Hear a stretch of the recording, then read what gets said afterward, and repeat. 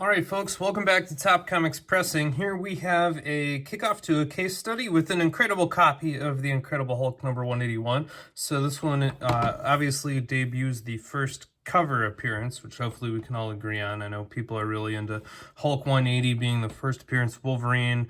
I'm not going to comment on that, but we can all agree this is the first time he's on the cover of a comic book.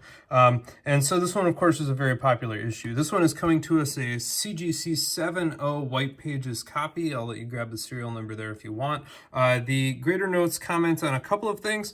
There's some very, very, very light spine ticks that break color. You can see them. They're so small, though. That's not really what's holding down the grade. The second grade is about foxing, and you can kind of see that right here. There's some brown splotches across there. It's more obvious kind of in these big patches down here, so those look pretty good. We should have no problems clearing up all of that foxing. All that light foxing, though, should really not limit you below maybe an 8.0 or a 9. The really big grade hit on this one is going to be the area over here. And right down here, we're going to have some light staining. So there's a stain right there on the ankle, right there that almost looks like pebbles. And a little bit right in here. You'll notice that little bit of the corner is crunched under, so that's going to be a small crease.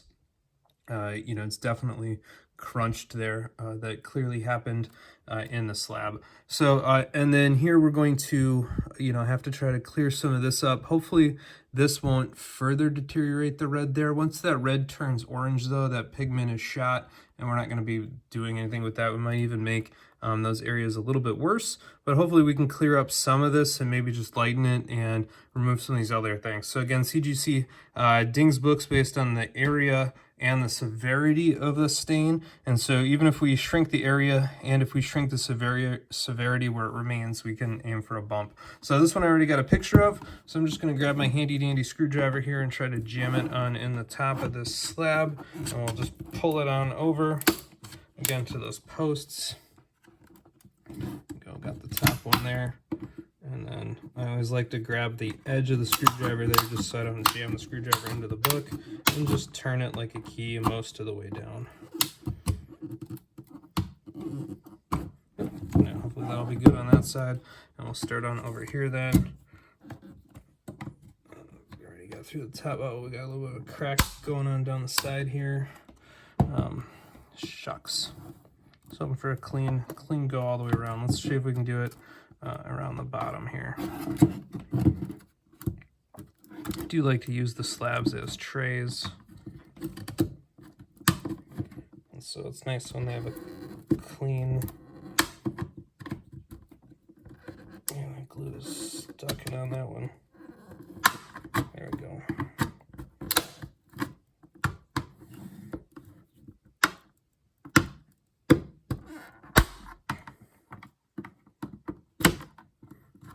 Be good enough for us to slide the sun out the sideways way.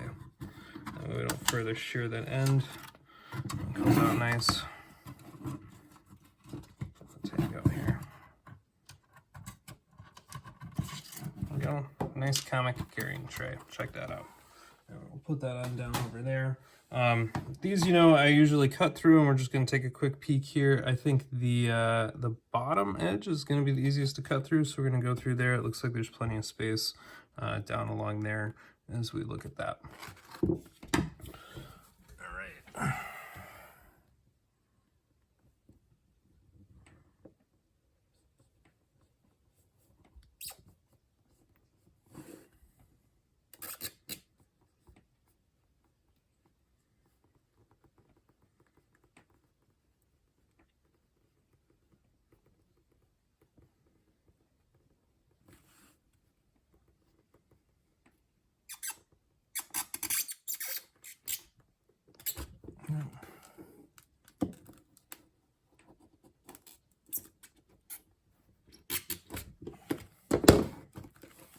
See that splits it. There we go.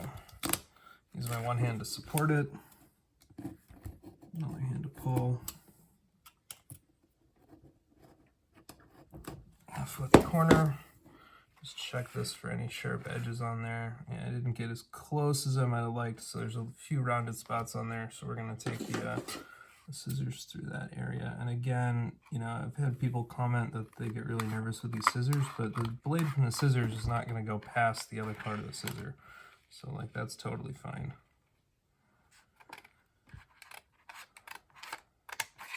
So you're not going to inadvertently cut the cover with the scissors. I know it looks spooky, but the mechanisms of the scissors pretty much fundamentally prevent it from happening. All right, I'm going to put my gloves on at this point because we're going to actually be touching the comic book.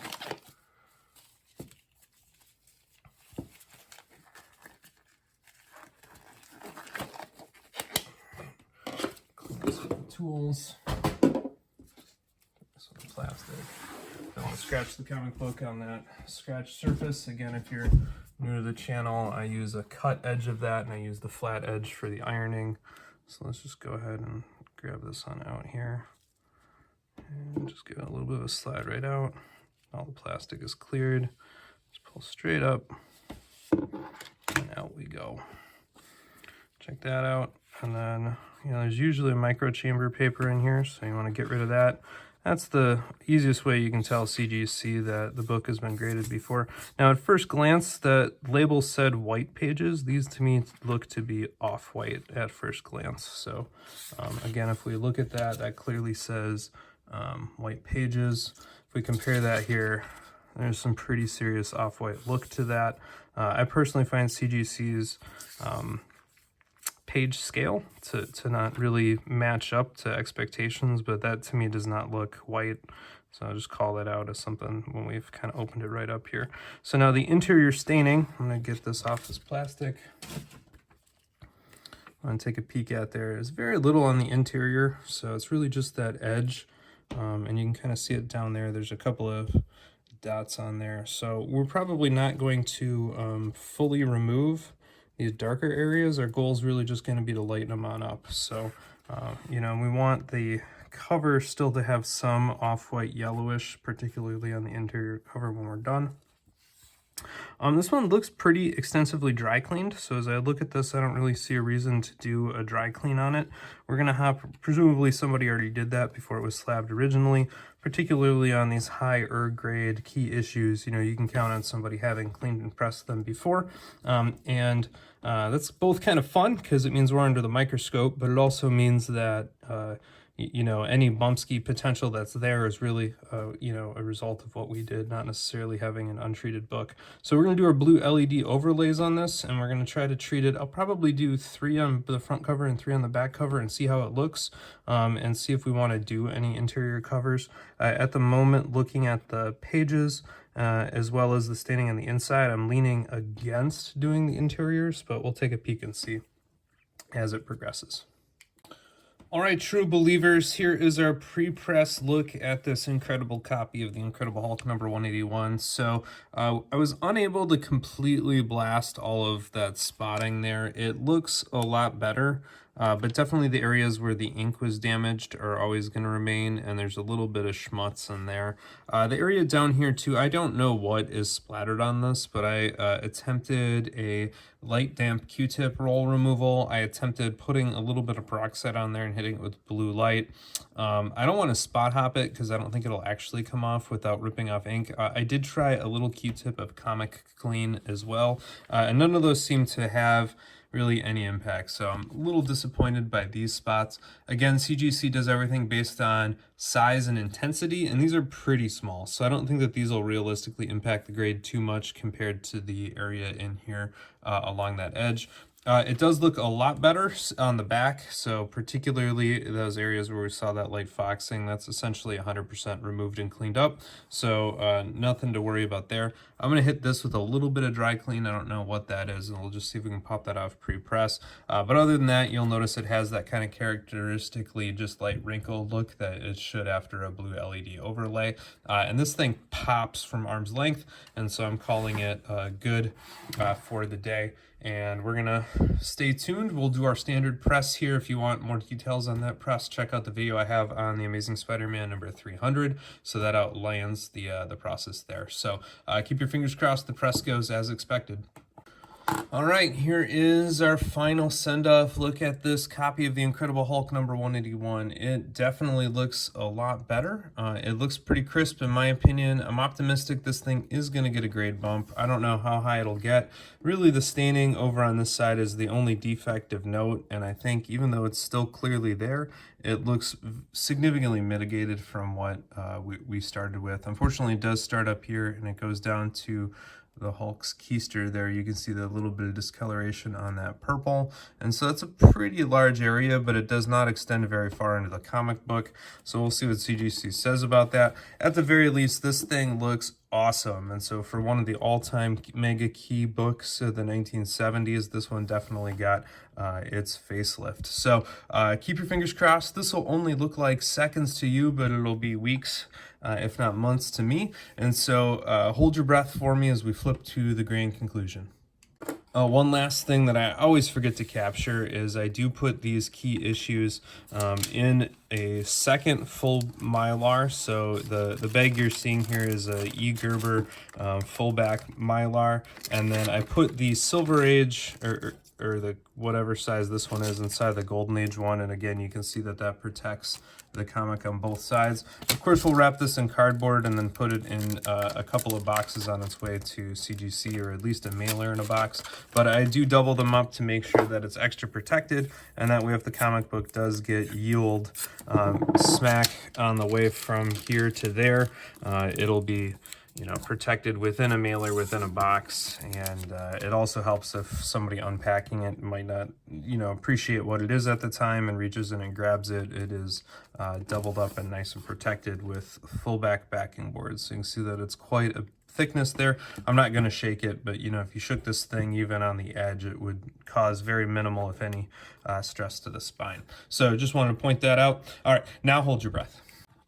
All right, howdy folks. The jury is back with a verdict on this copy of The Incredible Hulk number 181.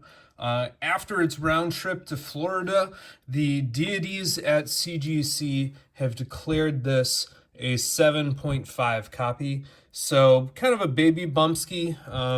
You know, I always aim, I would say, for a bigger bump than that. But I think with some of that damage and the staining, particularly over on this side, you know, it's probably the best we could ask for.